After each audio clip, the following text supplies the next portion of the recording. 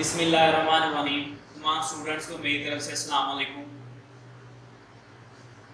जैसा कि आप सब स्टूडेंट्स को पता है कि हम लोगों ने क्लास 9 का चैप्टर नंबर 2 जिसका नाम काइनेमेटिक्स है वो स्टार्ट किया हुआ था। जो अपने प्रीवियस लेक्चर था, जो हमारा पिछला लेक्चर था, उसमें हम लोगों ने कुछ न्यूमेरिकल्स टाइप एग्जांपल्स थी जिसको हम लोगों ने डिस्कस किया, जिसमें हमने उनकी वेलोसिटी को फाइंड किया, फिर हमने उसकी एक्सेलरेशन को फाइंड किया। उसके बाद हमारे पास जो नेक्स्ट टॉपिक आ जाता है वो है ग्राफिकल एनालिसिस ऑफ मोशन। इस टॉपिक को स्टार्ट करने से पहले आपने एक काम करना है। सबसे पहले आपने मेरी वीडियो को लाइक करना है, उसके बारे में आपने मेरे चैनल को सब्सक्राइब करना है। इस वीडियो के बारे में अपने दूसरे जो स्टूडेंट्स हैं, आपने जो साथ दोस्त उनको बताना है ताकि उन तक ये इंफॉर्मेशन पहुंच सके। और साथ ही आपने जो बेल आइकॉन है उसको प्रेस करना है ताकि मेरी नई आने वाली हर वीडियो आप तक बर वक्त पहुंच सके। तो इस टॉपिक की तरफ चलते हैं जो हमारा आज का टॉपिक है, जिसका नाम है ग्राफिकल एनालिसिस ऑफ मोशन। यानी एनालाइज करना, एनालाइज का मतलब होता है पहचान करना ग्राफ के तरीके से इसके मोशन को। यानी हम मोशन के बारे में पढ़ेंगे, लेकिन अब ये एक नया कॉन्सेप्ट है ग्राफ के तरीके से, ग्राफिकल मेथड है। सबसे पहले इसको समझने के लिए हमें पता होना चाहिए कि आपके पास ग्राफ क्या होता है। डेफिनेशन हमारे पास ग्राफ की वो ये है, graph is a pictorial way of presenting information about relation between various quantity. ये ग्राफ हमारे पास पिक्टोरियल है। पिक्टोरियल मींस ये आपके पास एक तस्वीरी इजहार होता है जिसमें आप इंफॉर्मेशन को जो है वो एक तस्वीर की सूरत में जो है वो जाहिर कर सकते हैं। अमूमन आपने क्रिकेट मैच देखा होगा, तो क्रिकेट मैच के दौरान वो आपको बता रहे होते हैं कि इस ओवर में इतना स्कोर लगा बॉलर को, अगले ओवर में इतना स्कोर लगा, इतने ओवर में अगले ओवर में इतना स्कोर लगा। तो उसके मुताबिक उन्होंने अपना जो है वो ग्राफ एक जनरेट किया होता है।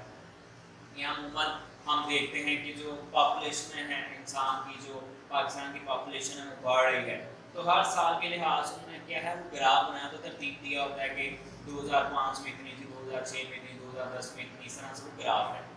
तो ग्राफ के आपके पास दो चीजें हैं और उनके दरमियान अगर आप तस्वीर बना के उनको रिप्रेजेंट कर देते हैं तो आपके पास ग्राफ कहलाता है।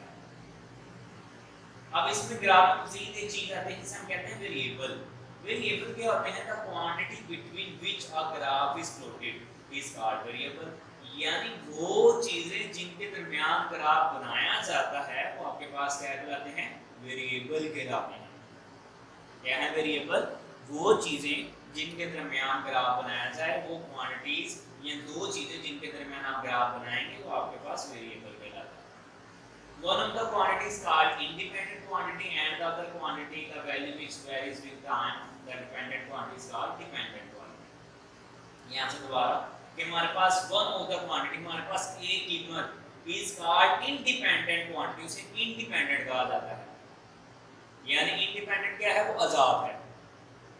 इंडिपेंडेंट ऑफ पाकिस्तान, पाकिस्तान का आज़ाद होना, हमारे वजूद में आना।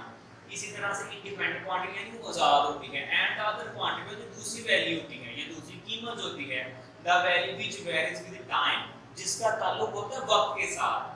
Time that independent quantity is called dependent, और वो डिपेंड करती हो किस चीज के ऊपर, यानी वक्त के लिहाज से उसमें कोई तब्दीली आ जाए वो डिपेंडेंट है। यानी इसका इंसार पहले मिकदार पर होता है, इंडिपेंडेंट क्वांटिटी पे होता है।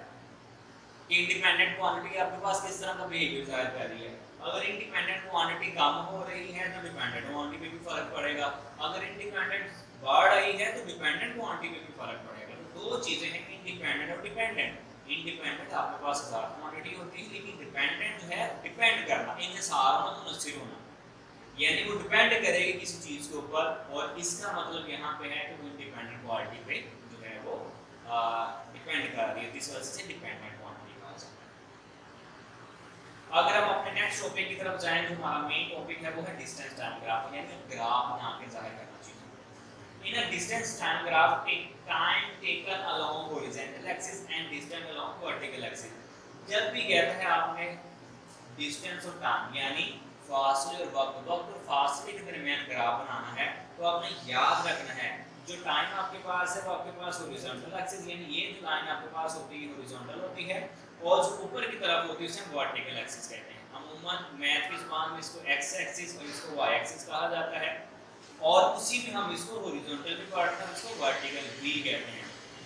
ये अगर उसकी सिग्मोइड ऊपर की तरफ हो तो आपके पास वर्टिकल कहलाता है, अगर आपके पास स्ट्रेट लाइन हो तो आपके पास हॉरिजॉन्टल। जैसे कि आप तस्वीर में देख सकते हैं, आपके पास तस्वीर में यहाँ पे जाहिर है कि टाइम आपके पास यहाँ पे हॉरिजॉन्टल में है और डी यानी डिस्टेंस जो है वो आपके पास इसमें है वर्टिकल लाइन में।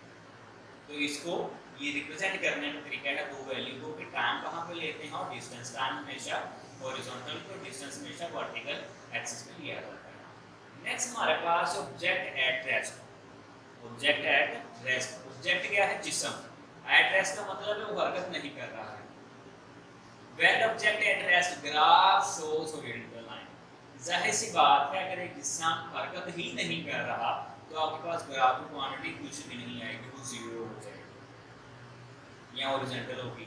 जैसे अमूमन आपने देखा होगा ईसीजी, अमूमन जो टीवी पे देखा होगा कि अगर वो पेशेंट को अगर क्रिटिकल सिचुएशन में हो तो उसकी जो दिल की धड़कन है वो इस तरह से चल रही होती है, line by line, G axis में, जिगजैग मैनर्स में।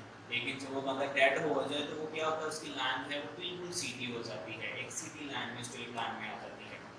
उसका मतलब ये क्या है, तो उसकी जो सांसें चल रही थी, उसका जो दिल धड़क रहा था वो खत्म हो गया है, उसकी धड़कन ने बंद कर दिया होगा। इसी वजह से यहाँ पे कहता है जब ऑब्जेक्ट एट रेस्ट, जब आपके पास जिस्म जो है वो रेस्ट में है, the graph shows horizontal line, तो ग्राफ आपके पास हॉरिजॉन्टल लाइन को शो करता है। जैसे यहाँ पे देखें आपके पास हॉरिजॉन्टल में टाइम दिया गया है, वर्टिकल में डिस्टेंस दिया गया है। अब यहाँ पे वो कहता है कि आपके पास अगर वो 5 मिनट वो फासला 5 सेकंड का फासला टाइम लेता है तो वो 10 सेकंड का फासला जो 10 का मीटर का फासला तय करता है। अगर आपके पास 10 सेकंड लेता है तो 20 मीटर का फासला तय करता है। और ये आपके पास है हॉरिजॉन्टल लाइन, इसे हॉरिजॉन्टल लाइन, क्योंकि ये भी हॉरिजॉन्टल, ये भी हॉरिजॉन्टल। इसका मतलब ये है कि जिस्म जो है वो कांस्टेंट हालत में है, वो नहीं बदल रहा, वो मूव भी नहीं कर रहा, हरकत नहीं कर रहा। तो आपने याद रखना है जब भी ग्राफ आपके पास रेस्ट में हो या टाइम ग्राफ आपके पास रेस्ट में हो तो जो लाइन आपके पास होगी हॉरिजॉन्टल हो जाएगी। नेक्स्ट है आपके पास object move with constant speed, कि एक जिस्म जो है वो हरकत कर रहा है लेकिन उसकी स्पीड क्या है, वो कांस्टेंट है, वो नहीं बदल रही है। When object moving with constant speed, graph shows straight line। तो तब वो कहता है कि जब जिस्म जो है वो कांस्टेंट स्पीड का मतलब ये है कि स्पीड उसकी मुश्किल रह रही है। मींस डायग्राम से आपको रिप्रेजेंट हो जाए, ग्राफ से आपको रिप्रेजेंट हो जाएगा कि अगर वो 5 सेकंड का फासला जो 5 सेकंड में 10 मीटर का फासला तय कर रहा है और 10 सेकंड में 20 मीटर का फासला तय कर रहा है, तो ये आपके पास का मतलब ये है कि आपके पास एक स्ट्रेट लाइन है। इसका मतलब ये है कि इंक्रीज कर रहा है इस लाइन में, ऊपर की तरफ जाना है, अप जा रही है। तो जब भी याद रखना है ऑब्जेक्ट मूव कर रहा होगा कांस्टेंट स्पीड के साथ तो आपके पास जो ग्राफ होगा वो आपके पास स्ट्रेट लाइन में होगा हमेशा ही। और ये बहुत इंपॉर्टेंट टॉपिक है। और किस तरह से पूछता है what is the distance time graph when the object move with constant speed. जब जिस्म कांस्टेंट स्पीड से हरकत कर रहा है तो उसका डिस्टेंस टाइम ग्राफ क्या होगा, तो डिस्टेंस टाइम ग्राफ होगा तो आपने बताना है कि it is in a straight line, या आपके पास किसमें होगा, स्ट्रेट लाइन में होगा। नेक्स्ट आपके पास object moving with variable speed. Variable का मतलब होता है वो बदल रही है। जब बदल रही है इसका मतलब है कि वो ग्राफ आपके पास स्ट्रेट लाइन में नहीं आएगा। When object moving with variable speed, graph does not show a straight line। जब वो जिस्म जो है वो आपके पास स्ट्रेट लाइन नहीं आ रहा है, वो वेरिएबल स्पीड से हरकत कर रहा है, उसकी जो स्पीड है वो बदल रही है, तो आपके पास जो स्पीड टाइम ग्राफ होगा वो आपके पास कांस्टेंट या स्ट्रेट लाइन की वजह से यहाँ पे है। तो आपके पास दोबारा से एग्जांपल है, तो ये जो कर्व एक शो हो रही है, एक कर्व की समझ में यानी टेढ़ी लाइन। इसका मतलब ये है कि पहले ये लो था फिर एकदम से उसने हाई करना शुरू कर दिया। इसका मतलब ये है कि object move with variable speed है कि उस जिस्म की स्पीड जो है वो बदल रही है। जैसे कार है वो 2 सेकंड में 2 मीटर का फासला तय कर रही थी, 4 सेकंड में 4, इसका मतलब वो कांस्टेंट जा रही थी। फिर एकदम से उसने जो है वो 6 सेकंड में जो है वो 8 मीटर का फासला तय करना शुरू कर दिया। 8 सेकंड में जो है उसने 10 मीटर के उसने अपनी स्पीड बढ़ा दी। तो उसका मतलब ये है कि वो आपके पास एक स्ट्रेट लाइन नहीं होगा, बल्कि वो किस लाइन में आ जाए, वो आपके पास आ जाएगा कर्व लाइन। जी तो स्टूडेंट्स, जो नेक्स्ट टॉपिक हमारे पास है वो हमारे पास है स्पीड टाइम ग्राफ। जो हमने प्रीवियस जो है डिस्कस किया तो हमारे पास है डिस्टेंस टाइम ग्राफ। अब हम लोग ये डिस्कस करेंगे वो हमारे पास होगा स्पीड टाइम ग्राफ। ग्राफ, यानी अब हम स्पीड डिस्कस करेंगे। पहले हम लोगों ने डिस्कस किया था डिस्टेंस, अब हम स्पीड को डिस्कस करेंगे। तो इसको याद रखना, कहता है in a speed time graph time is taken along x axis and speed along y axis. जैसे कि हमने पीछे पढ़ा था कि टाइम आपके पास एक्स एक्सिस में, जैसे मैंने हॉरिजॉन्टल एक्सिस कहा था, और जो डिस्टेंस हमारे पास है वर्टिकल एक्सिस में हमने वो एक्सिस कहा था। लेकिन यहाँ पे हमारे पास टाइम और स्पीड की बात कर रहे हैं, तो टाइम उसी जगह पर रहेगा, क्योंकि स्पीड चेंज हुई है तो डिस्टेंस की जगह हम यहाँ पे स्पीड लिख देंगे। इसको हम हॉरिजॉन्टल में इसको वर्टिकल भी कहते हैं, इसको एक्स एक्सिस और इसको वाई एक्सिस भी कहा जाता है। तो स्पीड टाइम ग्राफ में हम हमेशा टाइम को एक्स एक्सिस पे लेते हैं, स्पीड को वाई एक्सिस पे लिया जाता है। जो नेक्स्ट हमारे पास है when object moving with constant speed, जो आपके पास एक जिस्म है वो आपके पास क्या कर रहा है, कांस्टेंट स्पीड से हरकत कर रहा है। When object moving with constant speed the speed time graph show a horizontal line. तो आपके पास जो है वो जब भी आपके पास जो ग्राफ आता है टाइम, अगर हम हॉरिजॉन्टल पे लें और जो आपके पास है वो वर्टिकल एक्सिस पे लिया जाए, तो आपके पास जो ग्राफ होगा वो आपके पास एक हॉरिजॉन्टल लाइन में आएगा। इसका मतलब ये है कि उसकी स्पीड चेंज नहीं हो रही, वो एक ही स्पीड के साथ कार है, वो एक ही स्पीड के साथ अपनी सीधी लाइन में मूव कर रही है।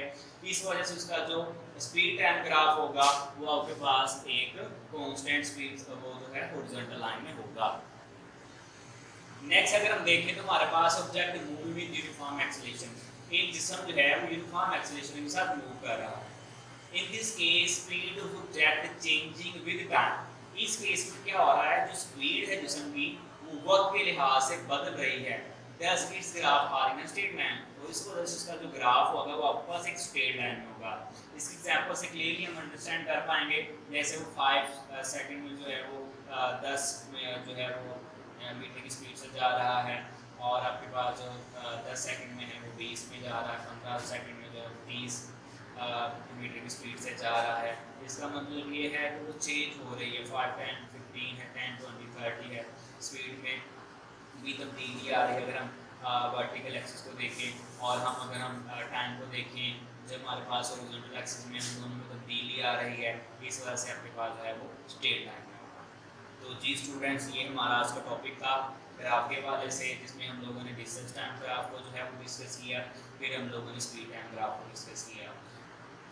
उम्मीद है इंशाल्लाह आपको ये टॉपिक सारा समझ गया होगा और आपने इसको समझने की कोशिश भी की होगी।